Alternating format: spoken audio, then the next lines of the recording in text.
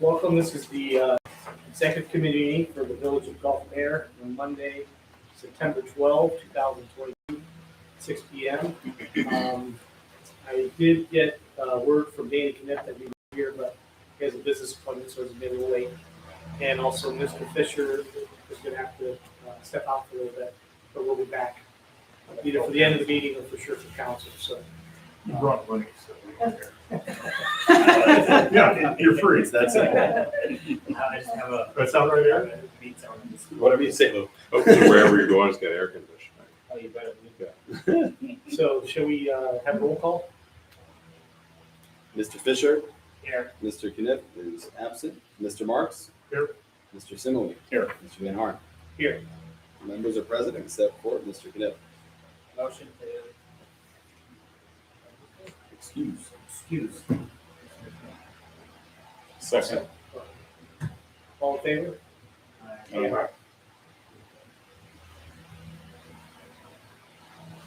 Okay, the agenda tonight, we cleared a lot of things off, so to speak, last month.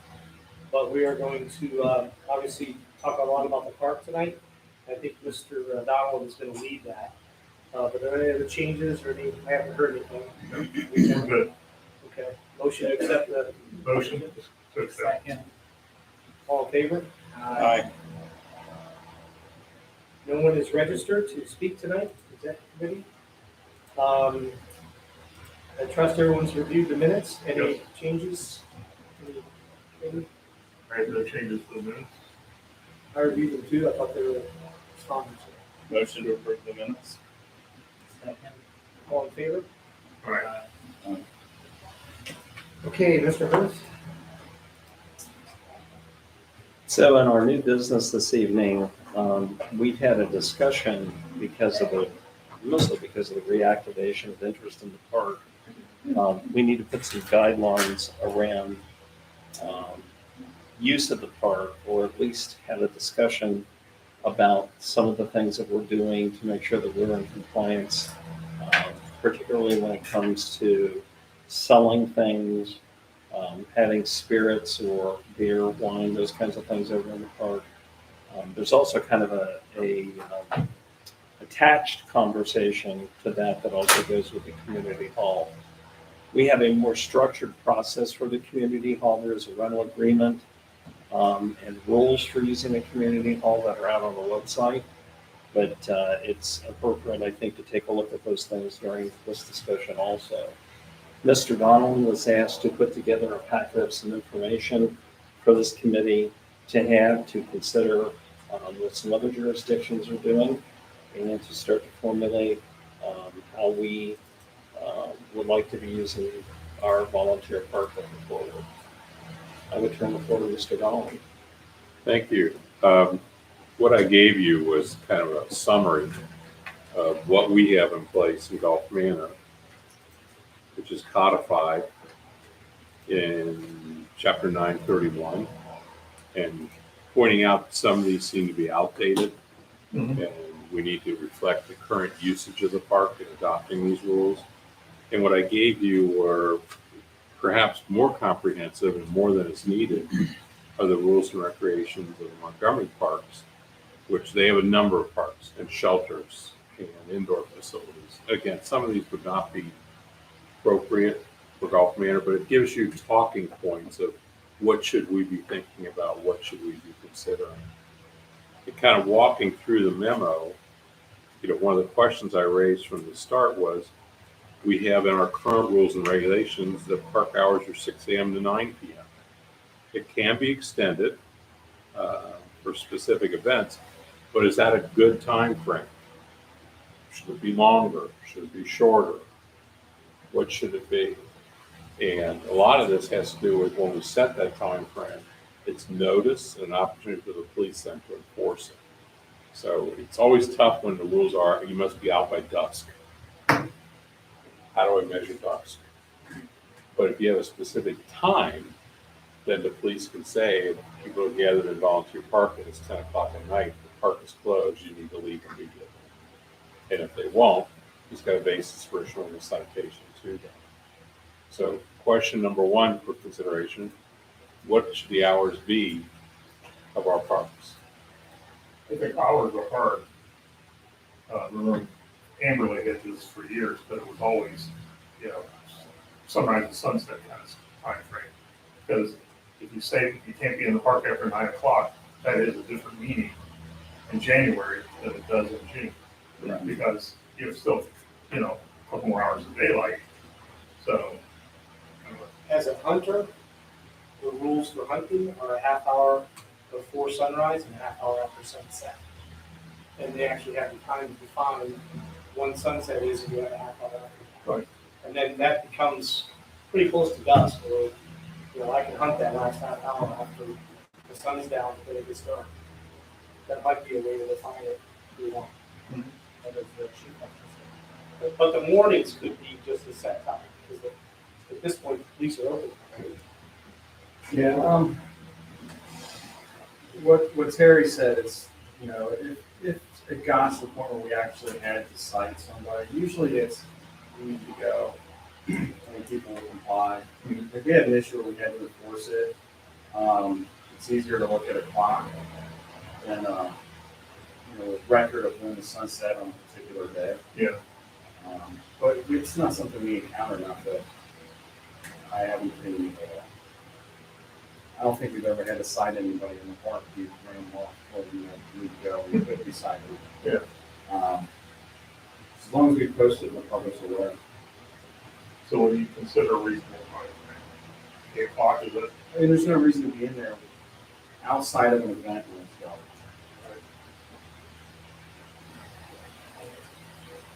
So then do you consider setting essentially summer hours and winter hours? Yeah, now you got months. Yeah. I think you either put hard hours on it. Yeah, I think, Well, like you said, 6 o'clock in the wintertime, 7 o'clock in the wintertime is different than 9 o'clock summertime. So Chris, isn't it the current procedure for the park operation is the maintenance guys open the park when they get here at 7:30? typically, I'm sorry, yes. typically, so it's rain or Night shine, shift guy might do it before he leaves. January, July. And then at the end of the day, at the end of the evening, I guess when the term starts, the police department locks it. So, And that's, their guy will go. Well, we're not unlocking it till 7:30. It's tough to say it's open at 6 a.m. Right. Because some of them say, I climbed over the fence because it was locked. So you set 7:30. For me, it's a problem not opening until 7:30 a.m. Are there, you mentioned Montgomery, are there a lot of parks in Montgomery, do they fence them and lock them, or is it just that access is set by the rule? Access by the rules. Every one of the parks that they have is open access. There's no fencing at all. Right? None. So they have 6 parks, I think. Yeah. French Park, we release a set hours on that. You could get a French Park. It's 1,000 legs, Well, I think you I think that's how most parks are. Yeah. It's not necessarily about controlling it, it's having the ability to control what you need. Right. If we don't have a rule of park hours and somebody spends the night, Yeah. but there's no rule, then we can't enforce it. So that's kind of, that makes sense to me. We gotta have something, but I don't want it to be, I want to use it, appropriately. So, So maybe based on that, we just leave a set time of 9 o'clock. I think the set time is as simple as, Make it 7 a.m. or 8 a.m. till 9 p.m. Something like that. yeah. Well, you do have in here, any permission required to be granted as an exception to any rule hearing shall be obtained from one of the following: the mayor, the chief of police, the village administrator. So if the chief goes over there and everybody's appropriate and whatever, you can say, okay, I'll let you guys stay, just whatever, and leave by now or something like that. Yeah, So I'm not worried about the morning, somebody might want to go to the park and run around before they get ready for work or get ready for school. Yeah. There's not a lot of craziness happening at 6 a.m. Right. It's 11, 12 to, you know, morning. That we would be more. Just seems like if you set hours, you still have room for discretion with.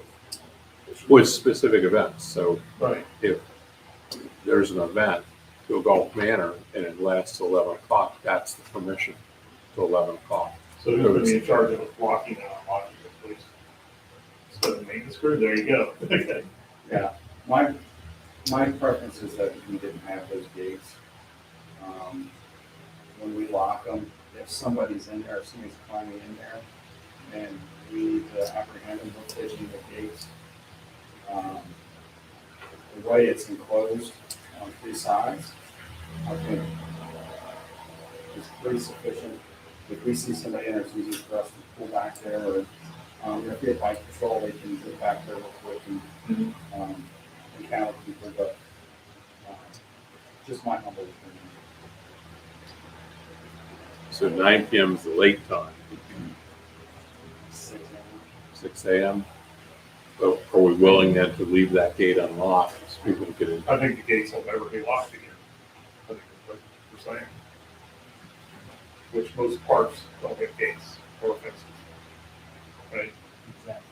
I think that started when the pool was there, which makes a lot of sense. Oh, that makes sense when you have a pool and it's open and, you know, when somebody going in there drowning. But if somebody, you know, we had that vandalism issue, you know, that happened after hours, if the officers can't get that in there easily, quietly, and quickly, it's harder to stop someone. Yeah. In my opinion. I'm okay with it. There's lots of rules and reasons for and against, you know. Yeah, most parks that I picture in my head, if there's any gating, it's really to keep vehicles out. People can still go through all there. You know, it's not, it's that kind of traffic. And our gates have failed to stop vehicles. Oh, yeah. Yes. Unfortunately. So where are we on the time? 6 a.m. to 9 p.m.? Just keep it. Okay. We'll talk separately at some point about village hall rules. Yeah. But this is on parks. Do we want to have an online reservation system, and do we want to give preference for advanced registration to residents? On the online reservation system, I say no at this point. There's nothing out there sophisticated enough that works for what we need. I'm not opposed to looking for something in the future. The problem with an online system is that, particularly the one that we use for the halls, people type their times in, there's still a lot of interaction back and forth with adding and deleting dates and moving stuff around, so it really didn't save anything. It's easier just to talk to somebody and schedule them. So how many times have we had a request to reserve the park? For the park, never. Well, I'm speaking of the hall. okay. Oh, because he was talking about the park. He said we'll talk about the hall separately. No, I'm saying that my experience with the hall Right. would lead me to believe that we don't need a system for the park. It seems to me that if we expect that the park is going to get busier, that we at least have to have a calendar that records who did or who is, so somebody can look at it and say, it's open or does my event fit? We gotta, you know, it's not sophisticated, but it's, I think we gotta kind of think that through and not necessarily make an online sign up for that. Well, it could still be a manual sign up, but a note that golf manor residents or golf manor residents and businesses may make a reservation X number of months in advance. So that you don't have somebody trying to book the park for their event and knocking out residents. And our current rules talk about facilities that are open to residents only. So this is what we're currently doing to schedule the hall and the park. So this is an Outlook account that's been created for the hall, Yep. for the park, and we've also done one for Chambers. So if we're scheduling an event in here, it's as simple as sending an email, and you use the name of the venue as, like you're sending an email to that venue. The venue goes out, checks the calendar, comes back and says it's available. And then, like for the Food Truck Fridays that we did last year, we attach all of the documents for the licenses and communication, all that sort of stuff gets attached to the Outlook file. So if one of our officers or somebody wants to see one of the documents that came in, they're able to just pull it electronically. It's all there. It is a manual system, so a person has to talk to a person and actually check to make sure that there are dates. Here's the one for council chambers, which is here. And then here's the one for community hall. So we already really have a system there, somebody just needs to contact them. On YouTube, that's it. Is that pretty much how this would work? I think we have a system. I contacted. But do we All the say events that we've had, and that's kind of. preference for golf manor residents? Yes, I think that's fine. I would say We may yes. grow into something, but We not. don't, we already have something to fulfill a very Well, infrequent. preference should be village business. We become Pretty a- easy. So if That the becomes police totally have out a of training the- scheduled over there, Oh, it's I'm all mostly for that. Yeah. But right Because that now, happens with all a few of times them. people ask for this, I Yeah, personally, How do you do anything other than first come, first serve? don't. I mean, when somebody from Roselawn makes arrangements to book the park, and then at what point is the cutoff that they've got it booked? I mean, how do you give a preference to, Oh, on your applicant, your name, your address. Yeah. If their address comes up East Lawn, we can say your reservation's tentative. And if someone within the Village of Golf Manor makes a request for that same date and time within this window, you will be bumped. So we don't have, use an example, our Juneteenth celebration. Yeah. If the Roselawn group says, we want to do ours, and then Golf Manor group comes forward and says, no, wait a minute, we want to be the hosts. And then you get into the constant debate. Wait a minute, I pay the taxes that pays for that park. I should have the right to use my park first. That'd be hard to argue against that. But what you're just saying to people is, okay, you're tentative, but you could be bumped. Yep. And it's 1 month before the event, and someone from Golf Manor calls and says, well, I want the park. I'm sorry, the exclusive timeline is closed. This has already been booked. I have no problem doing title system. You'll find when it gets popular, there'll be a lot of people making the request. And that'll be a really good thing. Right. Many groups, let's get a resident from Golf Manor to be our applicant. that happens for sure. And the thing is too, the park, depending on what the events are, can handle more than one. If it's a family union in one park, and depending on what they are, but I think there's room to have two, depending on what they want. So if they find out and they're informed that, oh, they're gonna be there, well, that's okay. We just need this corner, I think it's okay. Well, then you're gonna have to cut up the park in a reservation system. I want the north side.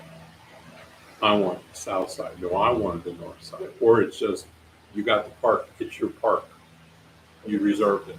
yeah. I think that's the easiest, because you start getting into nitpicking about the playground equipment and all the other stuff. I'd rather grow into that problem. When it comes, If that comes. Yeah, if it comes, right, then we'll deal with it, but for now, I think we should deal with it. Keep it simple, you don't need a complex system.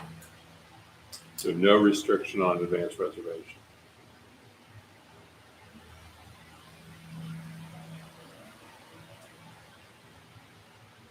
He's waiting for a yes or a no. Well, I guess, is that? I thought they landed on, they wanted it prioritized by resident. Or the Well- Golf Manor residents take preference. To clarify, if somebody outside rents it, but somebody from Golf Manor calls a week before and says, I want it, if an outside resident, if, again, what's your window? You Right, may that's what I reserve was the wondering, park that's what 30 I was- days in advance. Yep. Preference will be given to Gulf Manor residents for up to 6 months in advance. Then if I'm the Gulf Manor resident, I'm looking at Juneteenth, just to use an example. I know I better get my act together, get my planning together, and get my application in 30 days or more in advance. I didn't. Now the Roselawn group has jumped in and said, we're going to do it. The Roselawn group calls and says, I really want to use your park. Well, the window for you, non-resident, is 30 days. Okay, I can put you down tentatively, but you can be bumped. That's fine. Mhm. Now, what usually happens? I'll get somebody from Gulf Manor then. Yeah. I'll find somebody who lives on That's true. Fremont and have them be my Oh, applicant. that'll be, Yeah. that's gonna happen, guaranteed. It's, Montgomery has a lot of lodges, and that's what happens. Go get somebody to reserve a lodge for us. Yeah, that happens everywhere, right? Okay, that's simple enough, because I want to keep it simple, but let's grow into the problems that Yeah. we're making up stuff that's not happening. You know, nothing's happening right So resident preference up to 6 months in advance, open registration 30 days in advance. now. I'm okay with that. Okay. We don't have grilling equipment. If somebody's going to grill over there, they're going to bring their own. Yeah. We prohibit open fires, I think. Do we want to keep that prohibition in place that you can't have grilling equipment or fire without our advance permission? I would like our fire chief to weigh in on that, or our maintenance director. Based on the amount of garbage that we see after a weekend over there, I don't know that we want hot coals Yep. and materials from having been grilling all day. Hot coals are the biggest issue. That's the one. Charcoal is the one. Everybody Charcoal believes and it's wood. cooled down enough that I can put it in the dumpster. Yeah. And it truly becomes a dumpster fire. Or they just dump it on the ground. Where they leave it. Or they, And there's a pan of hot coals now sitting there, and kids come into play. Even the next morning, it can still be hot. So maybe you say gas grills only. And they make portable ones. Again, you don't do it without our permission. So we know you're coming in with a gas grill. We know you're coming in with this. And Yeah, I want again, people to asking be the fire chief, yeah, should we, we want to be able to grill. Yeah. A park. We wouldn't want to exclude like a barbecue competition. No. But again, if I got permission, I can bring, Yeah. and then, again, fire chief, you have to have a portable fire extinguisher. Yeah. So we'll reserve that one for input from the fire chief. Yeah. I think Mr. Plodoff could provide you the appropriate info. You could ask. But to the chief's point, every professional contest I go to, they make a point of do not throw your hot coals in that bin. There is a hot coal bin. Yeah. And every contest I've gone to on Saturday afternoon about 3 o'clock, the fire department roars through because the dumpster is flaming out the roof. Yep. Because somebody's dumped their hot coals in. And when you dump your hot coals in there and you're also dumping your grease in there, I think it's called an incinerant.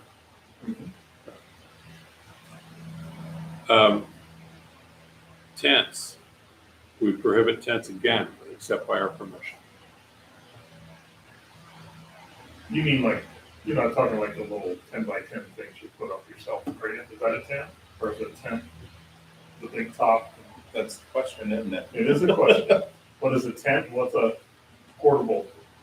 Again, if someone's making application to use the park, Yeah. you have a question on there. Will you be erecting any tents? Yes, I will. Please describe what. That's easy. But would we have a problem if nobody's reserved the park? It's a Friday night and a family decides to come down with their grill. They've not have reserved it. They wheel their grill in there and they put up 2 easy up tents and they start having a party.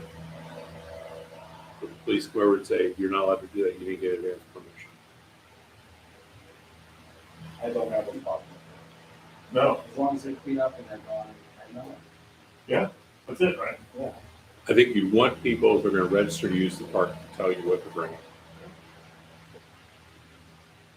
It's on the form, right? It's on the form. But I also like your scenario that, I mean, like, I think that that would be an acceptable scenario that, hey, it's a nice night out Friday night for the easy up tent and you grab the grill. And going to that catch-all, except by permission of the mayor, the village administrator, the police chief, there's a family over there, nobody's causing any problems, it's a Friday night, police can go over and say, the chief says it's okay as long as you do this. As long as you do that. Can you make a distinction like between campies and tents? Like enclosed tents where we don't want camping overnight or? Well, that's the overnight catch. They can only camp till 9 o'clock. Oh, okay, gotcha. They can only camp till 9. Or passed out. Is it really camping if it's until 9? That's right. And all we're saying, you tell us in advance what you're doing, so we know what you're doing. And we can remove any unintended structure after 9. Yep. I would say we will, I would say we can. Yes. Okay.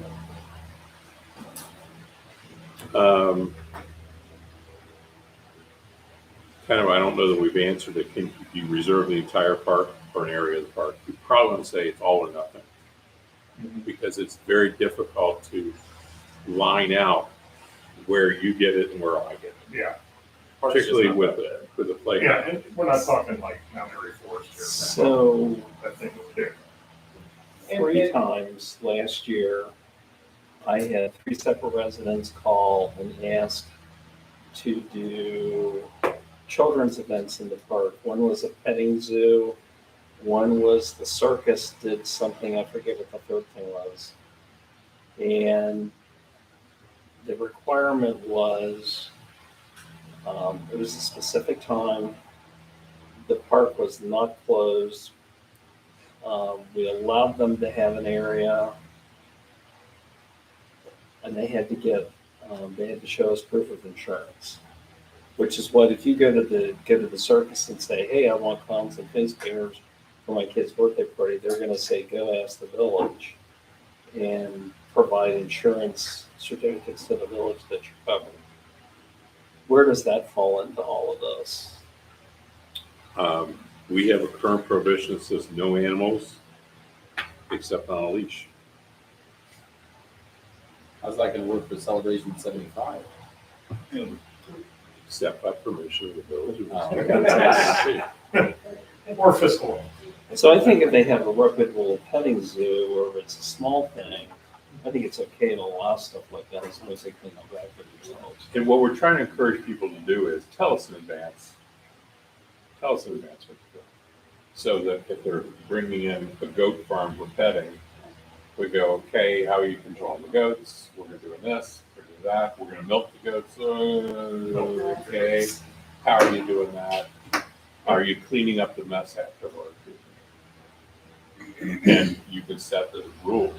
If suddenly Chris looks out his window and says, there's cows and chickens and goats over there, he can go over and say, no animals. Well, this is what we want to do. Well, you can do that, but you've got to tell us in advance to get permission. Or put them on a leash. Or put them on a Put leash. your giraffe on the leash, would you please? Put all your chickens on leashes. Oh, yeah. That had it on chain. I heard about that. Huh? Oh, yeah, I think the point here is keep this relatively simple at this point. Right? Have some guidelines, have a form. People won't feel like it's a lot of work to use the park. And if you start seeing people use the park, it may spread and it may not. Keeping it as simple as possible, I think, is a game, right? Just let us know what you're doing and let's make sure it's safe. That's all we're doing. We're not creating the condo pool rules in Florida. No. They go 30 deep. And the last one is you shall not have any fun. Yeah. Yeah. We're just trying to make sure that we're controlling it safely, and safety is including cleaning up. Yeah, that's right. If you're gonna do a grill, we wanna know you're gonna bring a grill. We wanna know where your grill's gonna be, how you're gonna control it, who's gonna control it. Is it gas? Is it charcoal? If it's charcoal, you gotta dispose of your charcoal in this way.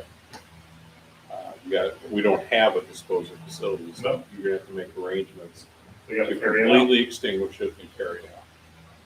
And it's not tough to extinguish, you just get a big old bottle of water, and pour it on there and stir it around. Or take all your ice that's left over in the cooler and dump it on there, and stir it around. It will cool down and then it's garbage. Yep.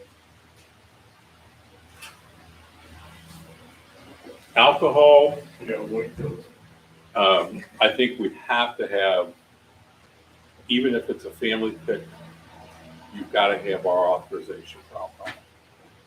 You don't have to have a license for a family picnic if it's BYO, but we need to know you've got alcohol over there so we can control those who may want a one night, just go to UDF, get a 12-pack and go sit in the park and drink it. That's not what our park's for. But if you're having a family picnic and you want to have alcohol, just tell us, chief will review it, chief will get permission. But it enables us to enforce those who are violating the rules. You can't do that here. You need to- as long as it's a BYO and you're not selling or anything like that. Right? And that gets into that italicized paragraph I put there that Yep. would be part of the park rules and would be on an application form. Selling alcoholic beverages, you need a permit. Charging an admission fee to an event where alcohol will be provided, that's an Ohio rule. You need a permit. We're not going to tell them what permit you need. You need to contact rules and regulations and get a permit and show us that you have a permit to do what you're going to do. That's all. And So- then when you have it, we need to know you're insured. And Celebration 75 is like that, right? We know that Highgrain has permits, right? When you made the application, Actually, we have a. you have the permit, so You've got to have a permit. For a So limited period of that's, time for your beer. organization has the permit, and we're allowing you to use the park. right, which is essentially what you're saying. You have a permit, you can use the park. You're actually allowing us to sell it in the park. That includes- Right. Yeah. All right, go get on that. I didn't look around, hey, this is what it's going to be. Yeah, But with an F permit, Ohio requires you to have the local chief sign. To say, yes, I'm okay with this. We're talking about an authorization that if it's a family picnic, we're not selling the beer, we want to know you're having alcohol in the park. Just tell us how to do it. Tell us how to do it. The park is not an open beer tent. yeah, It's not a door. it's not a door. Yeah, And I want to make sure we get away from alcohol permit, which is state of Ohio, and alcohol authorization, which is us. If you're selling, you need a permit. If you're just bringing it in, you need our authorization. And when we get into the permitting, we're not going to tell you you need an F, F2, F4. You figure that out based on what your organization is, what your purpose is, what you're doing. Get your appropriate permit. Person says, well, I didn't know I had to get it 30 days in advance. We're not going to tell you that. You got to figure that out. So Terry, what's the penalty, or what's the reaction if somebody is in our park selling alcohol? They've told us that they have the right permits and they don't. Who's liable there? Is the village liable, or is it the person who's selling? Person selling, they can be charged with liquor law violation. Okay. They can be charged.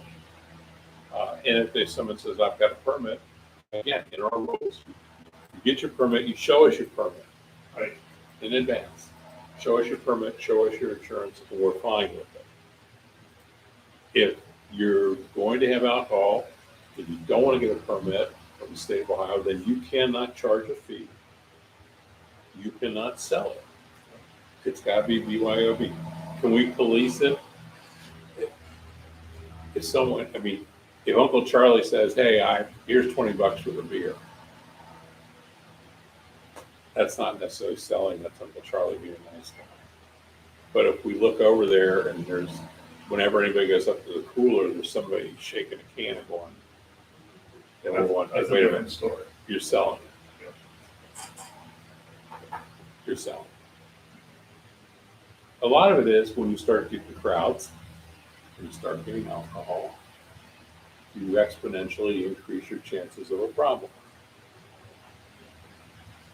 Would that be a safe summary, Chief? Very safe sentence. And the problems may be, Yep. we get into a fist fight over what happened at Christmas in '92. Or what used to happen at the club Manor. But this enables us to control it. And that's all we're looking for, safety, You went around for the through club control. Again, on our form, when you want to reserve the park, we just put a question: will alcoholic beverages be sold at the event?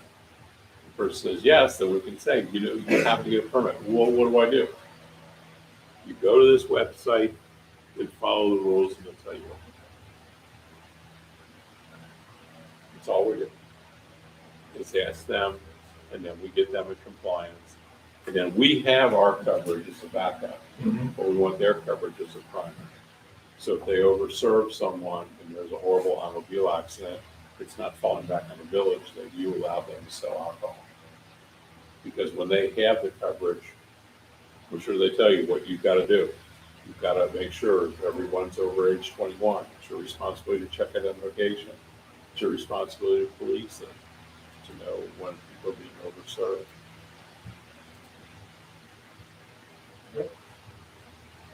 Noise. Yeah, I saw your note out here, we have some ordinances. So what's, are we covered right now with ordinances or not? We are, but it is actually, again, objectifying it, becoming easier to say, louder than this is too loud. Everybody can load an app for a noise meter, but it's not an accurate, scientifically accurate noise meter because it would read this when I'm holding my hand out, it would read this when I'm holding it to my face. If the noise comes from over there and I do this, it reads differently. But you can actually, like we have radar guns, you can buy a noise meter that's calibrated that if you say so many feet from the source, and it's 100 feet, our officer could stand over here, officer could pull the meter on it, it would tell us how loud it is, the officer could go over and say, turn it down, you're too loud. And it's an oddity with noise. I point out in here, 70 decibels is twice as loud as 60 decibels. You would think it's 1/6 louder, it's not, it's twice as loud. Right. And right now, sitting in here with that fan going, we're probably at 70 decibels. Oh, easy. With that. Yeah. But do we want to get into that? Do the police want to get into being the noise police? No, I can't imagine that. And or you define the times of the park, so nothing's ever gonna be really late, right? You ended at 9 o'clock, so somebody isn't gonna have a concert over there at 11. Yeah, I think the celebration 75 is a good test. We're gonna have that from there in the So, and we'll be able to hear it. Yeah. And see what it's like because 2 years ago, when we had the equipment set up in the amphitheater, the speakers were down there. Yeah. You didn't even know it was running. Right. So the amphitheater, if it's in there, may have an effect on it. I'm just guessing. This will be a bit So interesting test. we may have to table that. Somebody will complain, somebody will say, when the fireworks go off or those gunshots, they won't be true. Social media crap. We have a current ordinance that says that if I can hear it 100 feet from the source, it's too loud. And that was really designed for the car stereos. Yeah. For the what? That's for the Car stereos. Car stereos. Yeah, well, you're gonna be able to hear whatever's back here. And then we have our quiet hours, 10 p.m. to 7 a.m. Yeah, And right now, it could be just the enforcement we need. The reason that I wrote it in Montgomery is we have a lot of business activity. We have outdoor bars that have bands set up on the plaza, and we have residents complaining, I can't sleep at night because I can hear it. Yeah. And they would stand in the backyard and say, hear that, it's too loud. And believe it or not, we'd have people say, he's playing his music too loud on his back porch and I can hear it. And I don't like that music. So So does this ordinance apply to the park? Yes. So we would have the ability, if someone, not a planned event, but again, a family picnic, and they decide to let cousin Eddie bring his big sound equipment and play music, we have the right to say, that's too loud, turn it down. And 9 out of 10 times, if the police, whatever says too loud, turn it down, they will. Now, half hour later, it might get back up, but that's what the police always come to. It's the last time I'm telling them. It's too loud. If I hear it again, if I get another complaint. Now, again, we're not policing it. It's complaint driven. Right. It's complaint driven. Okay. And then the other one I kind of overlooked it was vehicles in the park. The only reason a vehicle needs to be there ADA is someone has a scooter who needs to get in for ADA compliance. Yeah. Or delivery drop off. Right. Or again, an event we're getting permission. Food truck has permission. But we don't want someone bringing their ATV in and running circles around the ball diamond. We want you to bring it in, unload, pull back out. We don't want vehicles parked on the lawn. And then one of the questions I had was, do we hold an event liable if they pull the food trucks in and the food trucks trash everything over there? They decide, even though it's a rainy day and it's sloppy, we're still going to pull in and we end up with ruts all over the park. Do we put a phrase in there, you are liable for any and all property damage caused by your event? Mhm. So if they invite somebody over and somebody trashes our bathroom, we have the right to hold that applicant responsible. If they trash our ball fields, we can hold that applicant responsible. If they decide to test the strength of our gates, It's just been done. I would say you have to hold the person, the applicant, responsible for anything that happens. Right? Ron? I would agree with Tom. Huh? I would agree. and that's what we put in our rules. And it's on, what we do is, when you have an application to use the park, we have the rules printed on the application. And what we would say, rather than reprinting the entire noise ordinance, and noise is restricted consistent with code section sections, make them responsible for reading the code section. So what about dogs off leash in our park? Because we're allowing that currently. We're Do we allowing want people that? to close the gate and to use the park as a dog park. Yeah. It's not- Other than chief? Other than chief. And I think we should not. I don't, that doesn't sound right. We've stopped some people who start doing that.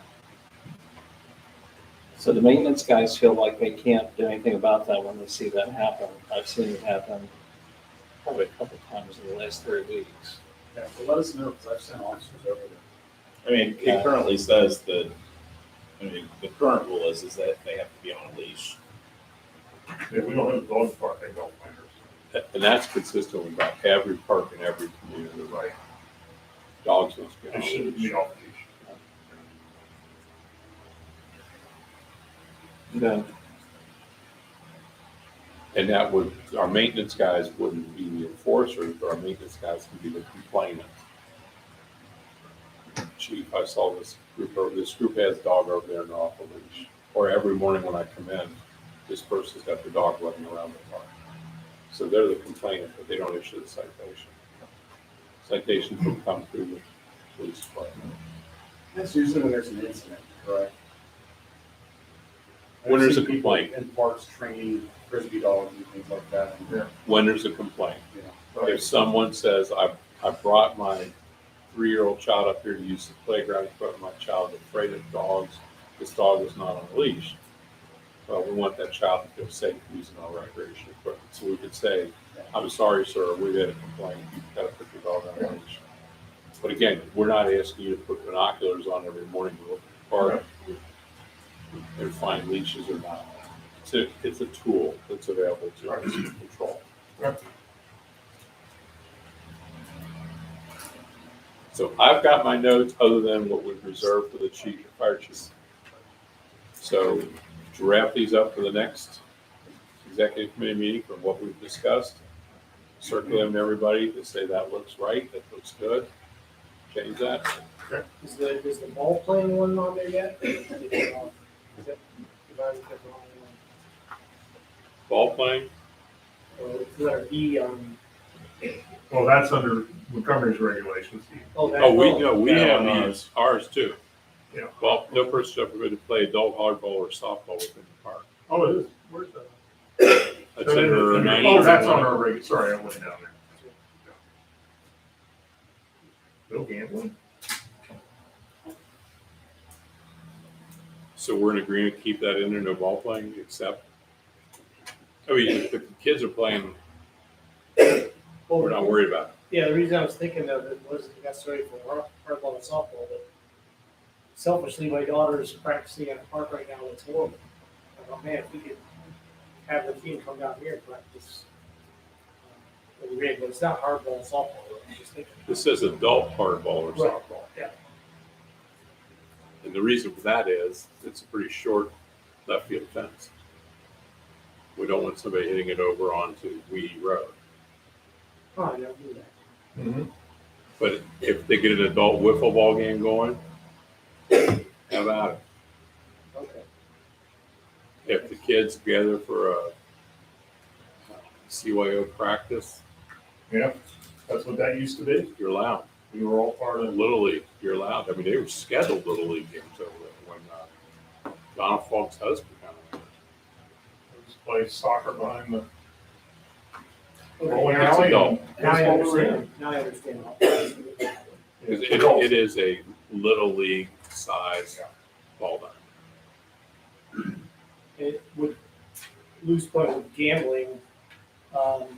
When we were doing events, we were considering doing like split the pot or some of the festival games, not table games, but and I was just digging into it with the state on what's allowed. Was it along with alcohol or I forget. It started to get real muddy, so I never figured it It's all not out. gambling if it's being conducted by a church or a 501c3 organization. So when the church has a festival and they've got a dice booth, it is not gambling. Bingo is gambling, but by the Ohio rules, those dice booths, those beat dealer booths, Poker. poker, they're not gambling by definition. Really? Yeah, Correct. that's the reason church festivals have all that stuff. They have beer and they have not gambling. I know foundations that do like Monte Carlo night for fundraisers. And it's Yeah. not gambling, because by definition, they are not gambling. She said, "Did you look at it fun?" Bingo is the only thing that's across the board, bingo licensing. Right. But you're right, the Monte Carlo Knights, the Knights of Columbus has, the FOP Lodge has, it's not gambling by definition. Okay, so I didn't know We that. probably don't want to go golf Manor, big six wheel over there every Friday night. No. Yeah, it was that stuff. I know it's That's little stuff. Yeah, Like we split the pot. it's a big few extra bucks, people enjoy it. Yeah. Or like those tear-offs that they do all the Yeah. They're called rip-offs. tear-off. Rip-off, they are rip-offs. They're called rip-offs. Yeah. So it's split the pot, but okay. My brother went to the park 3 times in one night. Oh, that's fine. I haven't figured it out. He did, really? Wow. They had some good ones too. Well, I think that's plenty to work with right now for It is. Terry. So, you're gonna draft it, we'll probably have another review of the Yeah. official draft and then. I'll plug these into what we have as our rules now, expanding on it and putting that language in there that we can then create an application form that someone can download. It's not online registration, you download, fill it out, and we'll figure out how to email it or drop it off. Okay. Okay.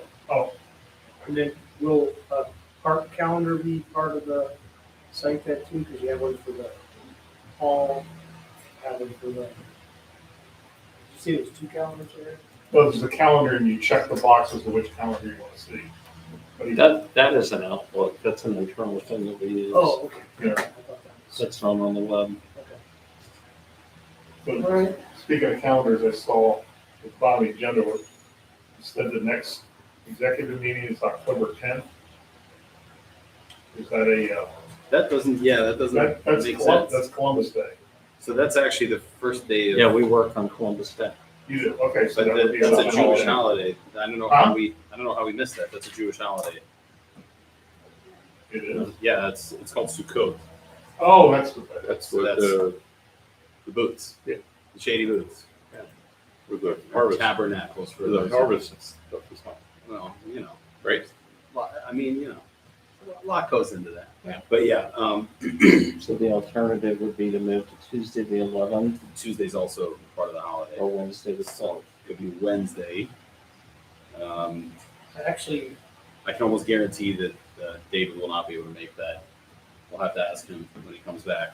I actually went through when we published our schedule, put it on my calendar, and I have it for October 12th. That we had put it for the 12th. Okay. I mean, No, we could. Oh, maybe double check. that's a typo in there then. Right. that's probably Okay. in the minutes. Yeah, I just didn't, when I looked at it. I was going to say, I don't know how we missed that because I went through with a fine comb. Well, I remember that. Okay. It's in the announcement, so we review it, so. Yeah, okay, so the next meeting will be the 12th. Okay. And I'll try and get that out in advance to the members of the committee, so we're ready for comment. Okay. Yep, so the next meeting has been announced now, Yep. so a motion to adjourn. Motion to adjourn. Second. All in favor? Aye. Thank you, ladies. Just in time. So did you see the killer